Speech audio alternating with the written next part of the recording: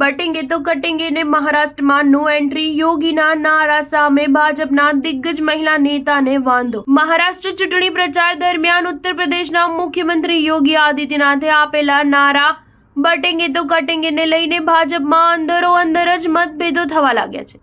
ભાજપના એમએલસી પંકજા મુંડેએ આ નિવેદનથી પોતાને દૂર રાખતા કહ્યું કે માત્ર ભાજપ સાથે જોડાયેલા હોવાને કારણે હું આ નિવેદનને સમર્થન ન આપી શકું, કારણ કે મારો રાજકારણ પ્રત્યેનો અભિગમ અલગ છે। પંકજા મુંડાએ એક મીડિયા ઇન્ટરવ્યુમાં કહ્યું હતું કે મારા માટે વિકાસ એ જ વાસ્તવિક મુદ્દો છે।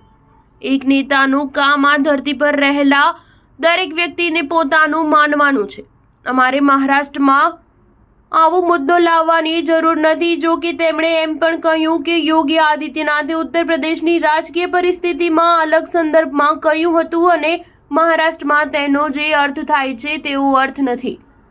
પંકજા મુંડેએ વધુમાં કહ્યું કે વડાપ્રધાન નરેન્દ્ર મોદીએ જાતિ અથવા ધર્મને ધ્યાનમાં લીધા વિના દરેકને સમાન રીતે રાશન, આવાસ અને સિલિન્ડર આપ્યા છે। પંકજા મુંડે ભાજપના વરિષ્ઠ નેતા સ્વર્ગસ્થ ગોપીનાથ મુંડેના પુત્રી છે। તેમના સમર્થકો માને છે કે મોદી શાહ યુગમાં પંકજા મુંડેને સાઇડલાઇન કરવામાં આવ્યા છે। જો કે પંકજા મુંડેની વિરાસત અને તેમનું ઓબીસી સીટ પર વધુ પ્રભુત્વ હોવાથી પાર્ટી તેમને અવગણી શકે નહીં। તાજેતરમાં યોજાયેલી લોકસભા ચૂંટણીમાં હારી ગયા હતા। આ પછી ભાજપે તેમને એમએલસી પદ આપ્યું હતું। યોગી આદિત્યનાથના નિવેદન સામે એનસીપી નેતા અજીત પવાર પણ ખુલ્લીને સામે આવ્યા છે।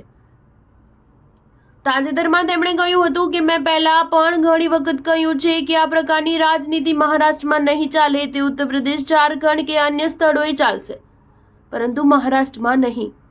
મહારાષ્ટ્રમાં 288 વિધાનસભા બેઠકો માટે 20 નવેમ્બરે મતદાન થશે, જ્યારે મતગણતરી 23 નવેમ્બરે થશે। સ્ટાર ન્યૂઝ 7 હંમેશા સચ્ચાઈની સાથે।